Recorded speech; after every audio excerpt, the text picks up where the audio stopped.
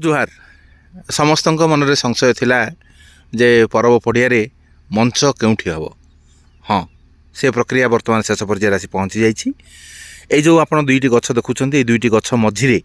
एक सुंदर परिवेश सृष्टि करे से मंच प्रस्तुत करा जाउछि तार बैकग्राउंड रे सुंदर गछटी गछगुड़िक रही आम आशा करूँ यही गछगुड़िक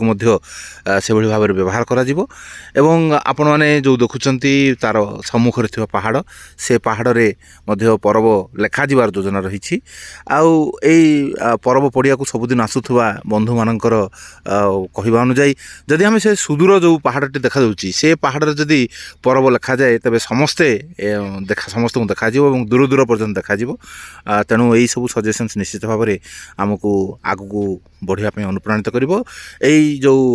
मंच सामने जो खालुआ अंचल थिला ताकू भरवाई माटी भर जाऊँ बर्तमान एवं यही गछ सम्मुखर माटी पकेवा आरंभ होती तेबे आज ये जो परब पड़िया ठिया है बेलू आमको जड़े बहुत मन पड़ती से होती चित्रकर शिल्पी दास मुर्मू आपने समस्त जानते पहर दिन से बारिपदा हॉस्पिटल रे शेष निश्वास त्याग करिसेंती तेबे परब पड़िया ठिया हेले परब मंच कथा कहले आमको समस्त को मन पड़ जाए दास मुर्मूंकर कलाकृति कारण ये जो 2024 जो पोस्टरटी बर्तमान आपने समस्त देखुंट से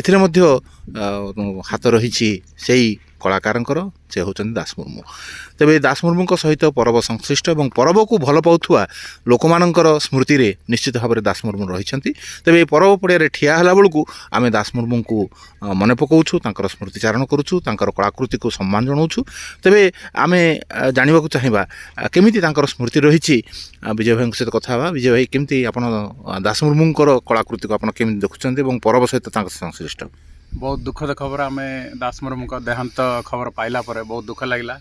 आउ परब माने आम भावुलु दास मुर्मू जे कि तांकर पोस्टर सब तैयारी करते प्रति वर्ष तांकर पोस्टरटा बहुत निरा रहे आ बहुत भल रहे से लगी एथर मध्य तांकर जो शेष पोस्टरटे करते सेटा तांकर एग्जिबिशन जो हम से फोटो सहित से रखा जाओ आटा ही आम अनुरोध रण भाई केमी देखुं दास मुर्मू को केमती आप स्मृतिचारण करुँच मु प्रथम तो श्रद्धांजलि देवी जेहेतु से प्रथम परवर संश्लिष्ट होकर माने पोस्टर हो आर्ट हो स्टेज माने क्राफ्ट हो सबुरे इनवल्व थे बहुत दुखद खबर से माने ये किसी गोटे माने एक्शन नि जाओ श्रद्धांजलि दिया यही पर्व किसी गोटे माने मरणोत्तर किसी गोटे दि जाओ भावुँ से टाइप सम्मान कले आम टे माने आत्मा को शांति मिल तेरे काशी भाई आप सहित बहुत पाखे मिशिंट सहित कथबार्ता कर सहित कम भी कर विभिन्न कलाकृति को नहीं आपको एप्रिशिएट कर तेज केमी देखुं ये वियोग और परब सहित संस्कृति आम प्रथम तो स्वर्गत दास मुर्मू को आम गभीर श्रद्धांजलि जनाऊँ से आम सहित बहुत भल संपर्क थे जो आम परब सहित मु संश्लिष्ट हेली देखिली से परबर गोटे पार्ट थे जमती आप देखिए आगु आमर सब स्टेज क्राफ्ट होता सबुठ भल कलाकृति देखिए 2005 मसीह पुलिस परेड ग्राउंड जो होता जो परबर मंच आप देखिए जयपुर राजमहल आप राजमहल जदि जे देखी माने यहाँ तार रिप्लिका आप भाभी पारे ना माने एत सुंदर थिला जो अस्त गछ उठी गोटे कांथ फाटी सेपरी कोरापुट जगन्नाथ मंदिर गोटे वर्ष करते सी आमती जो परब आसिले परब पोस्टर आप पोस्टर स्टिकर जहाँ देखिए जिनस को बाछबार कि न सी एत सुंदर निखुण भाव करेंगे पूरा जीवंत करेंगे परबर पोस्टर हो स्टिकर हो से वर्ष आम जो गोटे चिंता कर प्रशासन आप जो चिंता करे आम पुराणा स्मृति को मन पकाइवाई गोटे एग्जिबिशन आम करवा से मुझे भावुँ आम स्वर्गत दास मुर्मू सार को आम श्रद्धांजलि जनइबा फोटो आम स्थानित करवा एवं जमती पूर्वर भाई मैंने कहते परब मंच में मरणोत्तर भाव पुणी थे आम सम्मानित करवा श्रेष्ठ सम्मान हम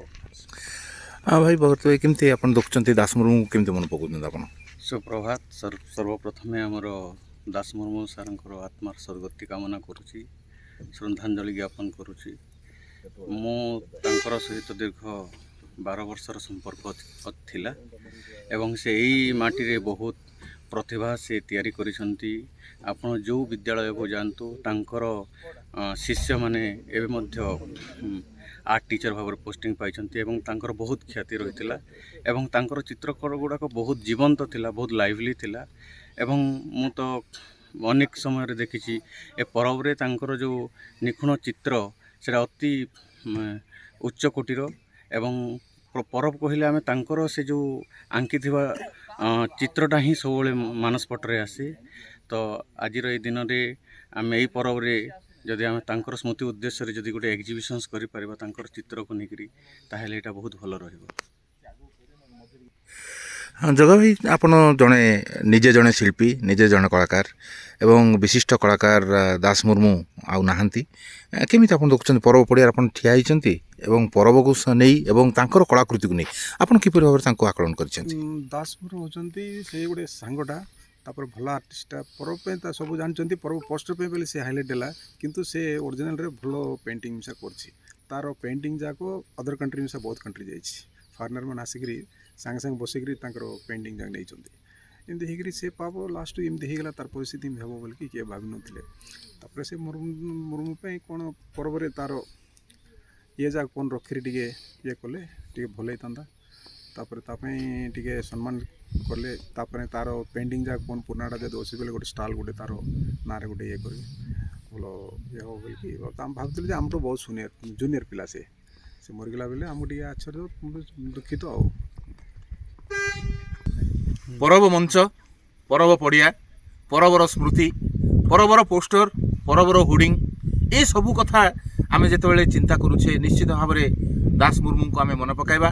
ଦାସ ମୁର୍ମୁଙ୍କୁ ଆଜି ତାଙ୍କୁ ଭଲ ପାଉଥିବା ବ୍ୟକ୍ତିମାନଙ୍କର ଶ୍ରଦ୍ଧାଞ୍ଜଳି ପରବ ପଡ଼ିଆରେ ଦେବାର ଯେଉଁ ସଂକଳ୍ପ, ସେ ସଂକଳ୍ପ ନିଶ୍ଚିତ ଭାବରେ ତାଙ୍କ ପାଖରେ ପହଞ୍ଚିବ ଏବଂ ତାଙ୍କୁ ଯେ ଆମେ ସମସ୍ତେ ଭଲ ପାଉଥିଲୁ, ତାଙ୍କର କଳାକୃତିକୁ ଆମେ ଭଲ ପାଉଥିଲୁ, ତାଙ୍କର କଳାକୃତିର ଆମେ ପ୍ରଶଂସା କରୁଥିଲୁ, ସେ କଥାଟିକୁ ନିଶ୍ଚିତ ଭାବରେ ସେ ଉପରେ ରହି ନିଶ୍ଚିତ ଭାବରେ ଆମକୁ ଜାଣୁଥିବେ।